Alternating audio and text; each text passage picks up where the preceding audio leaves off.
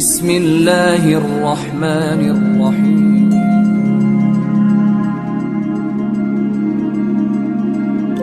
Gimana ya rasanya bisa kadang-kadang ngerasain hidup cita rasa Louis Armstrong misalnya. Jangan terus-terusan sepultura kan ya. Kadang ada kondisi kita butuh semangat, kita butuh action yang benar-benar bikin kita itu survive dalam satu masalah. Tapi tidak selalu action dan semangat kita itu harus dalam keadaan rushing, dalam keadaan buru-buru, dalam keadaan panik. Banyak banget masalah yang bisa kita lewatin dengan sikap-sikap yang dalam tanda petik santai. Banyak banget konflik yang bisa kita lalui justru dengan sikap-sikap santai kita.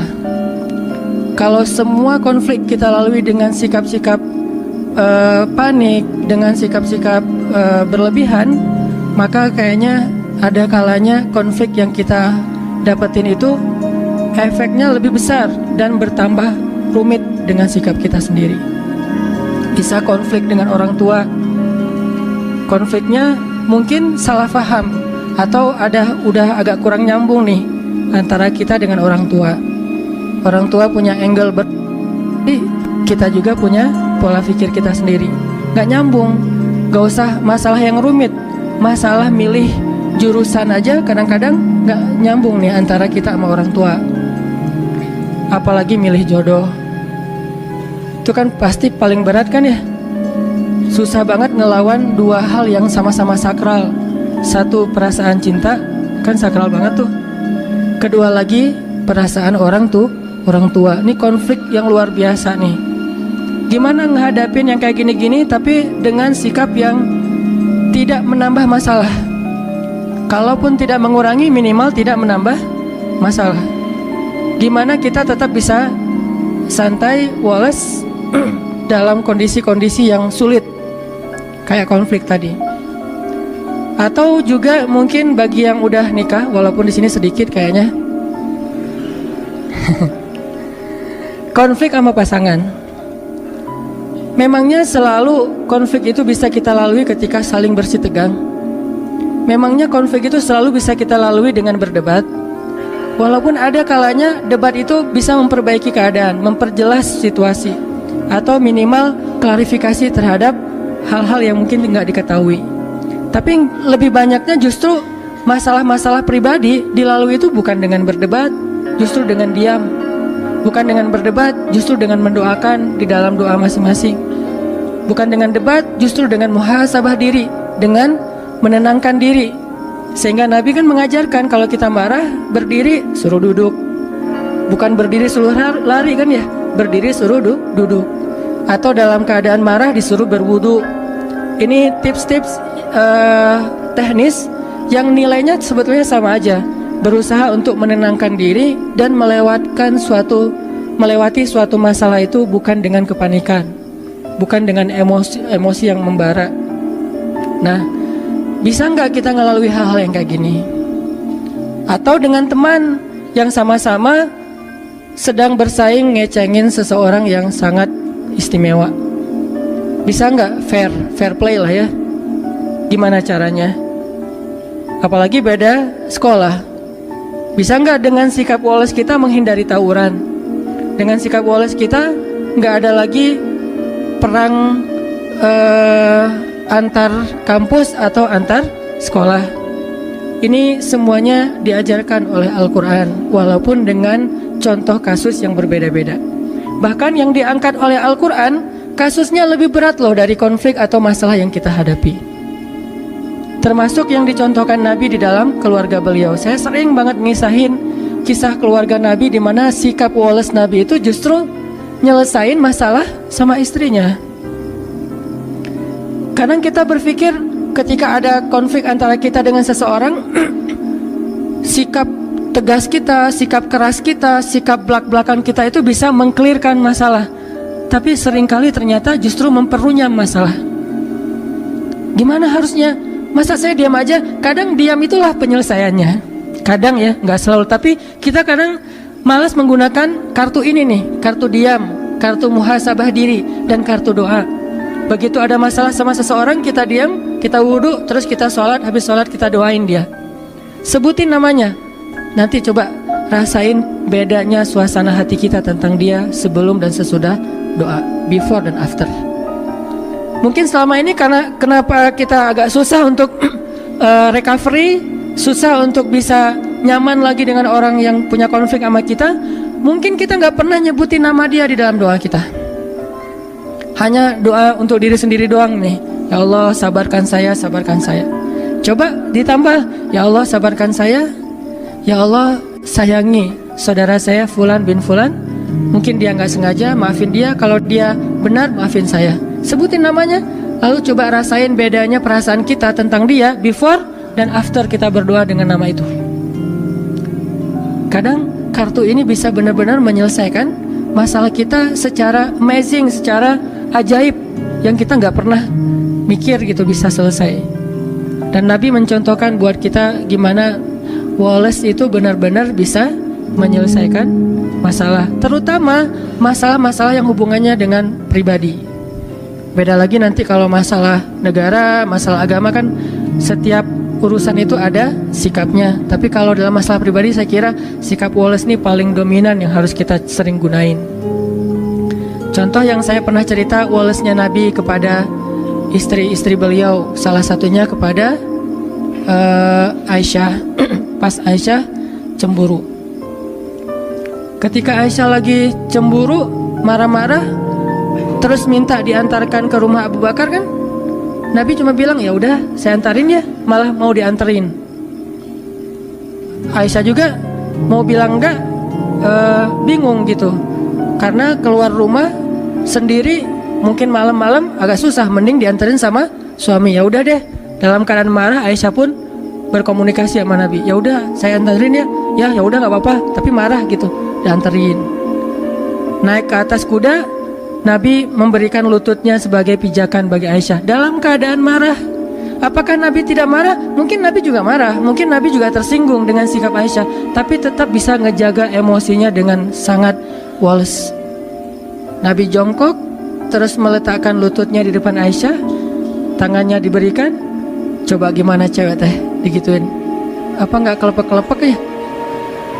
Bagaimana nih Aisyah? Mau naik sendiri ke atas kuda susah. Mau pakai bangku nyari-nyari dulu. Ya udah deh, apa yang ada di depan ya udah pegangan tangan. Sentuhan itu menurut beberapa penelitian memberikan efek luar biasa secara psikis kan ya. Sehingga ada, saya pernah baca artikel nih, entah kebaca entah sengaja nyari ya. Ternyata meluk itu, pelukan itu memberi efek yang luar biasa kepada pasangan atau kepada anak. Sehingga minimal kita harus memeluk pasangan kita. Maaf ya, nanti dipraktekin ya. Minimal dalam sehari kita memeluk pasangan kita 20 detik minimal. Dan saya mah kayaknya lebih dah itu mah. Minimal 20 detik. 20 detik ini sekali meluk ya.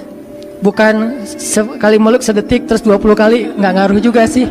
Satu kali meluk 20 detik itu ngefek. Nah, Nabi meletakkan kakinya, lututnya untuk jadi pijakan buat Aisyah, memberikan tangannya, sentuhan tangan, kemudian diangkat naik ke atas onta atau keledai atau kuda, jalan ke rumah Abu Bakar. Sampai di rumah Abu Bakar, Nabi dengan santainya nanya kepada Aisyah, Aisyah boleh nggak saya ngomong lebih dulu? Akhirnya Aisyah bilang boleh, tapi jangan ngomong kecuali yang benar ya. Lagi marah Aisyah teh. Nabi Wallace, yang nggak Wallace justru Abu Bakar. Abu Bakar marah, mukulin Aisyah di bagian pundaknya, pukulan yang tidak melukai. Dipukul sama Abu Bakar. Ya Aisyah, kenapa kamu bicara kayak gitu kepada suami kamu, dan dia adalah Rasulullah, Allah aja percaya sama dia, masa kamu enggak? Terus Nabi menengahi gitu. Kata Nabi, ya Abu Bakar, saya tidak ngantar istri saya ke sini untuk kamu sakiti. Kalau kayak gini mending saya pulang aja. Maaf ya Rasulullah, maaf. Akhirnya Abu Bakar minta maaf. Rasulullah lihat ke belakang, tuh Aisyah, kan aku belain kamu kan? Akhirnya Aisyah, ya deh gitu, udah. Coba, Nabi menyelesaikan masalah dengan pasangannya bukan dengan Aisyah, bukan. Ya udah, aku anterin deh. Ini kayaknya kita harus belajar nih akhlak kayak gini. Dan saya juga masih belajar. Kalau teman-teman nggak apa-apa kalau nggak belajar, karena juga nggak tahu praktekin ke siapa kan. Nanti aja deh belajarnya. Sekarang dengerin aja dulu. Susah nih hilang dari tema ini. Tuh Wallace menyelesaikan masalah. Gimana caranya hidup dengan cita rasa Louis Armstrong tadi misalnya, dalam tanda petik gitu. Walaupun kadang butuh cita rasa sepultura gitu, ketika kita lagi dalam keadaan semangat pengen sukses apa segala macam, butuh rushing kayak gitu. Tapi ini dalam kondisi yang sulit, dalam kondisi yang tertekan, dalam kondisi konflik, kadang memang Louis Armstrong itu menjadi cara buat kita menyelesaikan masalah. Ibarat orang lagi sakit kepala, kadang bukan minum obat yang pahit obatnya, tapi tidur. Dia tidur selesai. Ketika orang lapar, kadang-kadang bukan makan nasi, tetapi ketemu teman bisa hilang laparnya, teman TTM. Nah, ini semuanya masuk dalam materi tentang gimana punya sifat yang wikor. Wikor itu atau sakinatun wakor. Gimana itu? Contohnya dalam sholat. Nabi mengajarkan kita tentang Wallace justru dengan praktek sholat. Gimana Wallace dalam sholat? Salah satunya adalah ajaran Nabi, kalau kita datang ke masjid dan kita mendengar di masjid orang udah mulai sholat, imam udah takbir, maka jalanlah dalam keadaan sakinatun wakor, dalam keadaan tenang dan gak usah terburu-buru. Di situ diajarkan. Padahal kita mau menghadap Allah, padahal kita akan kehilangan banyak keistimewaan takbiratul ihram bareng dengan imam, shaf pertama, banyak kebaikan yang kita akan kehilangan. Tapi tetap aja ada toleransi dari Allah melalui Rasulullah. Udah aja santai dah, gak usah terlalu diburu-buru. Daripada kita lari terus ngos-ngosan takbir, baca doanya juga gak khusyuk. Ternyata justru kualitas didapatkan dengan sakinatun wakar, dengan dalam keadaan sakinah, santai, tenang. Udah datang ke masjid santai, tenang. Sehingga ketika ada seorang sahabat keliru dalam bab ini, nggak salah tapi keliru, Nabi menasihati dia kan. Dia masuk ke gerbang masjid, ke pintu masjid, dia ngelihat Nabi dan sahabat sudah ruku. Akhirnya dia takbir di pintu masjid, dia ruku di pintu masjid, dia jalan sambil ruku ke arah shaf. Kan ada yang kayak gitu, Bakroh bin siapa gitu. Selesai sholat dia curhat, Rasul saya tadi sholatnya lucu loh, model baru gitu. Saya nyebutnya tutorial sholat ala Bakroh. Gimana tutorial sholat ala kamu? Saya sholatnya tadi rukunya di pintu masjid, terus sambil ruku sambil jalan, karena takut ketinggalan rakaat pertama. Ini juga dalil bagi sebagian ulama bahwa ruku itu masuk dalam rakaat pertama. Tapi sebagian yang lain berpendapat berbeda. Masing-masing punya mazhab lah. Kita respect dengan semua mazhab. Nah, Nabi ngasih tahu, ya udah besok-besok jangan gitu lagi ya. Coba. Nabi juga ngasih taunya Wallace tapi nyelesain masalah, bukan Wallace diam pasif ya. Wallace tapi nyelesain masalah, nggak marah-marah. Apaan kamu nih sholat kok dibuat-buat, kan saya nggak pernah ngajarin, dasar bidah. Nggak pernah Nabi ngomong kayak gitu. Santai aja ngomongnya tuh. Nggak usah tarik deh gitu ya. Biasa aja, nggak usah nyolot kalau bahasa anak ini mah. Ternyata Nabi juga nggak nyolot dalam masalah-masalah sepele kayak gini. Nabi cuma bilang, ya udah besok-besok jangan diulang ya. Kalimat inilah yang membuat para sahabat para ulama beda pendapat. Ada yang bilang, oh berarti itu nggak boleh. Jadi harus ditambah 1 rakaat, nggak boleh kayak gitu. Ada yang bilang, oh itu boleh, cuman makruh. Buktinya Nabi mengatakan, ya udah besok-besok jangan diulang. Seandainya nggak sah, pasti Nabi suruh ulang. Jadi beda pendapat di antara ulama. Yang jelas teksnya mah kurang lebih Nabi itu Wallace banget menyelesaikan masalah. Ada sahabat yang lebih ekstrim lagi nih, Wallace-nya Nabi dalam dakwah kepada laki-laki Badui yang maaf buang air kecil di masjid. Itu kan simbol Wallace Nabi paling keren tuh. Walaupun saya ngebahas hadis ini, jangan berpikir saya mampu kayak gitu. Kayaknya nggak mampu. Bayangin masjid, bukan masjid yang dibangun orang terus kita datang, enggak. Masjid yang kita bangun dari nol, jerih payah kita banget nih. Kita datang dari Mekah ke Madinah, di Madinah tuh belum ada apa-apa. Kita bangun masjid itu dari nol banget. Kita bangun gotong royong, udah jadi masjidnya, tikar-tikarnya udah digelarin, duduk dengan para sahabat, udah capek lelah istirahat. tiba-tiba datang seorang laki-laki yang entah dari mana, gak jelas, gak dikenal, main buang air kecil aja tuh di pojok masjid. Dia kira ini toilet umum, main buang aja di situ. Sahabat ngeliat itu sekelas Umar udah ngeluarin pedang tuh. Umar udah sap langsung, hampir digini-giniin sama Umar. Wah, ini nggak tahu nih. Umar udah ngeluarin pedang. Sahabat-sahabat lain udah merah mukanya, udah mau digebukin aja rame-rame.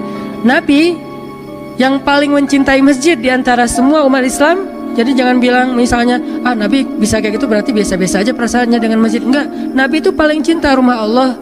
Buktinya beliau paling lama kalau itikaf. Mana pernah kita itikaf Ramadan 30 hari atau 29 hari. Nabi pernah banget Ramadan itikafnya full. Nggak usah ada masjid, belum ada masjid aja Nabi itikaf di Gua Hiro sebelum jadi Nabi. Jadi Nabi itu cinta banget dengan rumah ibadah, cinta banget dengan rumah Allah. Sehingga ketika ada yang menistakan rumah Allah itu pasti paling marah duluan Nabi teh. Karena hati beliau paling bersih. Kenapa Nabi bisa wolos? Karena itulah yang diajarkan Allah. Akhirnya Nabi bilang, udah wolos saja sahabat-sahabat, santai-santai, tunggu sampai dia selesai. Jangan ganggu dia, karena kalau kita ganggu dia nanti jadi penyakit. Bayangin baru setengah diganggu kan jadi penyakit ya. Tunggu, biarin dia sampai selesai. Kalau belum mungkin dihalau, tapi karena udah terlanjur ya udah beresin aja dulu. Udah beres, baru Nabi minta tolong ada beberapa orang sahabat ngambil air, disiram, dibersihin, beres. Orangnya dipanggil sama Nabi. Siapa namanya? Senyum malah tuh coba. Jadi kalau kita belajar Islam rajinnya justru cemberut, kita ini nggak ikut sunnah Nabi. Kalau makin kita belajar Islam makin rajin senyum, berarti kita ikut sunnah Nabi. Karena sunnah Nabi yang paling luar biasa itu senyum. Bahkan kepada orang yang nggak ngerti, disenyumin sama Nabi. Siapa namanya? Kenalan. Coba lihat KTP-nya, SIM dan segala macam. Bahasa kita. Ini mah kita ya. Ambil kenalan, udah kenalan, udah ngobrol-ngobrol baik. Akhirnya Nabi ngasih tahu, ini tuh rumah ibadah. Kami mensucikan tempat ini karena kami di sini menyembah Allah Subhanahu wa taala. Jangankan buang air, bahkan sampah aja kami pungut dari sini. Kan ada hadis kalau misalnya kita ngelihat sampah sekecil apapun di masjid, masukin ke kantong nanti dibuang di luar kalau itu bukan najis gitu kan. Nah, sampah aja nggak boleh ada di dalam rumah Allah. Tadi kamu mungkin karena nggak tahu ya, gitu-gitu deh bahasa kurang lebih. Oh itu ya, maaf salah, saya salah tempat berarti dan segala macam. Dia nggak enak hati gitu. Ya udah nggak apa-apa, dinasehatin. Lama-lama malah masuk Islam. Udah mungkin dia sengaja ngetes kali itu. Cuman agak ekstrem sih ngetesnya mulanya gitu. Pengen hijrah, maaf, buang air kecil di masjid dulu. Kalau masjidnya woles, dia hijrah. Kalau masjidnya nggak woles, dia nggak jadi hijrah tuh. Akhirnya dia masuk Islam. Udah gitu dia doa, ya Allah rahmatilah saya dan rahmatilah Muhammad, yang lain jangan. Doanya gitu-gitu amat. Saya dan Muhammad doang, yang lain jangan. Sebel dia sama yang lain. Yang lain makin, apaan sih doa juga. Kata Nabi, jangan gitu. Kalau doa mintalah kebaikan buat semuanya, karena kamu akan mendapatkan kebaikan sebanyak yang kamu doakan. Oh gitu, ya Allah rahmatilah saya, rahmatilah Muhammad, dan rahmati juga orang-orang di sekeliling saya. Baru yang lain geleng-geleng. Bener ya, Nabi luar biasa. Bisa mengubah kutub hanya dengan sikap wolesnya.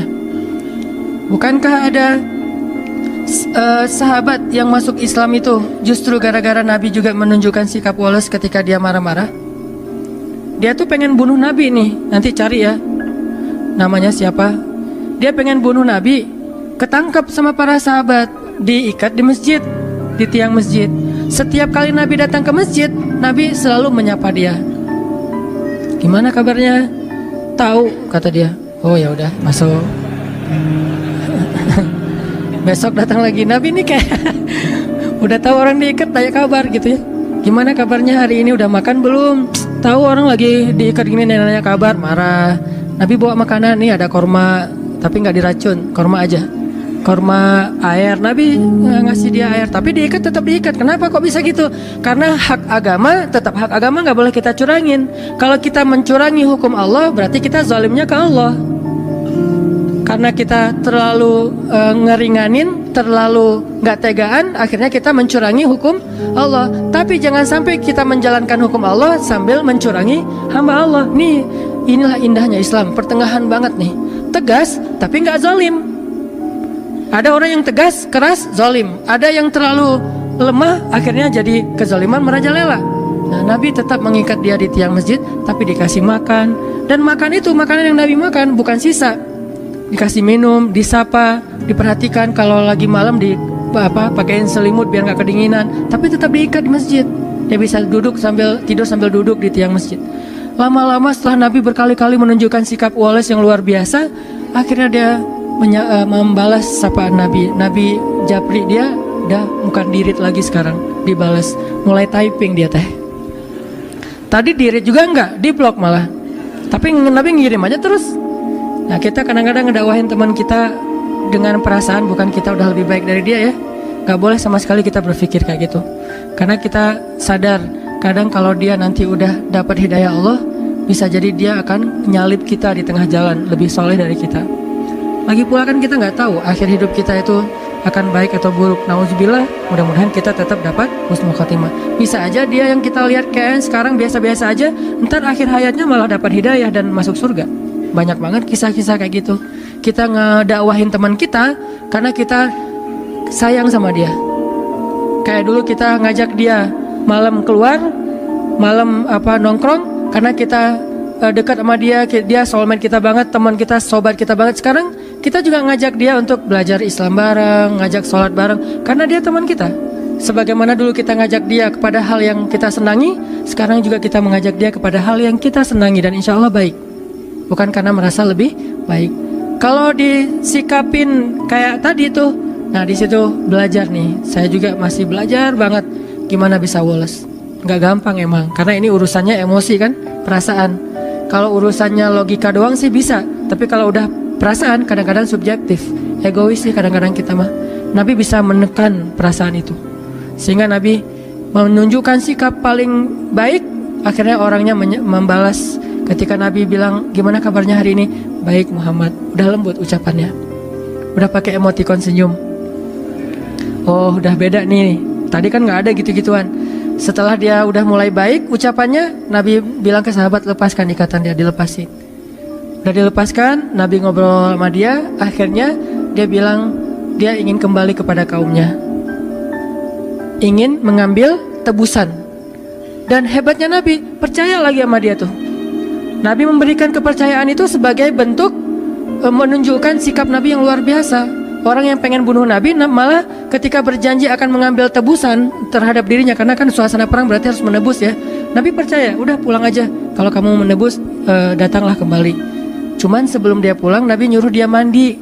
Nah, ini ada pelajaran juga. Ternyata mandi itu bukan soal ketika kita mau malam mingguan doang.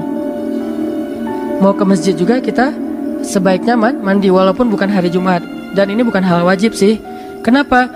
Ternyata mandi itu memberi efek dapat hidayah. Dia mandi seperti orang mandi junub, mandi besar. Setelah selesai mandi, tiba-tiba dia dapat hidayah. Baru dia syahadat, dia masuk Islam, dia pulang ke kaumnya, dia dakwahin kaumnya. Lewat mandi Allah memberikan. Kenapa dia bisa dapat hidayah setelah mandi sempurna hidayahnya? Kalau sebelum mandi, dia dapat respect dulu kepada Islam, interest dulu kepada Islam. Tapi puncaknya setelah mandi. Kenapa? Allah suka kepada orang yang bersih. Akhirnya dia dapat hidayah dan seterusnya. Ini sikap-sikap Nabi yang luar biasa Wallace terhadap orang lain.